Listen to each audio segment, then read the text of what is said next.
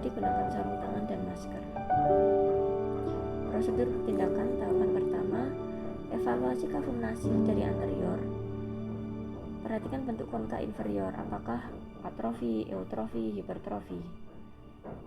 Kemudian perhatikan keadaan septum nasi, apakah lurus, apakah deviasi, adakah spina atau kristal. 7. Masukkan teleskop menyusuri dasar hidung sampai ke nasofaring.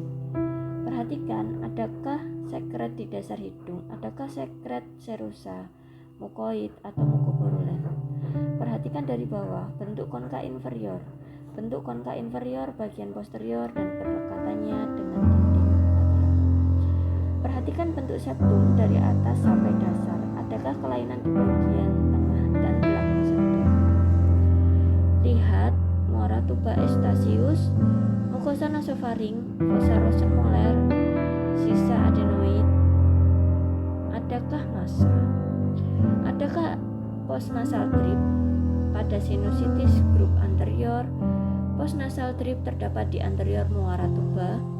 Pada grup posterior, postnasal drip ada di belakang muara tuba. 8. Selanjutnya tarik endoskopi perlahan-pelan ke arah meatus inferior. Perhatikan dinding lateralnya. Mungkin terlihat muara ductus nasolacrimal terletak di dekat perlekatan konka inferior ke dinding lateral hidung, kira-kira 1 cm di ujung depan meatus.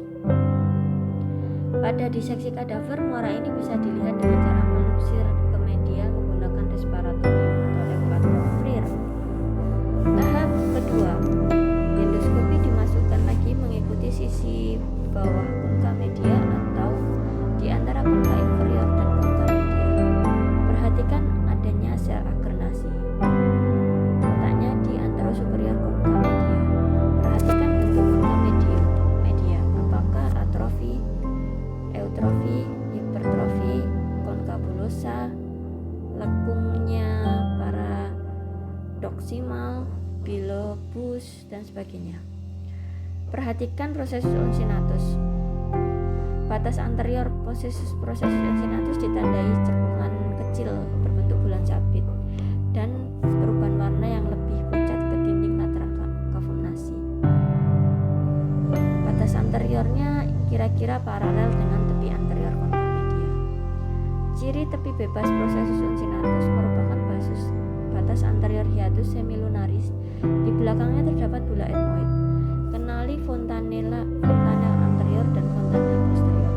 Bila ada lubang pada fontanel anterior atau posterior, berarti ini ostium accessorius sinus bagian ini, sinus maxilla, karena ostium alaminya terletak di balik prosesus uncinatus bagian inferior dan baru bisa dilihat kalau prosesus uncinatus sudah diangkat. Perhatikan perlekatan konka media bagian posterior dengan lamina basalis yang menghubungkan konka media dengan dinding lateral hidung. Coba cari dinding belakang bula. Kadang-kadang ada celah di antara dinding belakang bula dengan lamina basalis. Disebut recessus retrobula atau sinus lateralis.